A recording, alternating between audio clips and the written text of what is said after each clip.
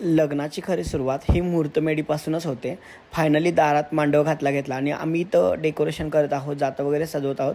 त्याच्यानंतर इथं ज्यांच्या नावाने मुहूर्तमेढ होती म्हणजे बहीण आणि दाजी ते आलेत. त्यांनी मुहूर्तमेढीला सुरुवात केली आणि बघू शकता त्यांनी छान प्रकारे पूजा पण केली आणि सर्वजण खुश होते. आणि त्याच्यानंतर नवरीची एंट्री झाली आणि मग हळदी-कुंकवाचा जो कार्यक्रम असतो तो पण सुरू झाला.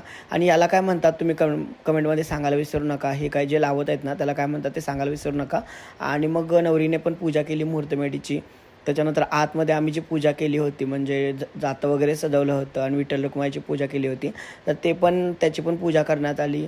आणि मग फोटोशूट जे असतं तर ते पण आम्ही तिथं केलं. आणि त्याच्यानंतर छान प्रकारे वातावरण होतं, खूप खुश होते सर्वजण.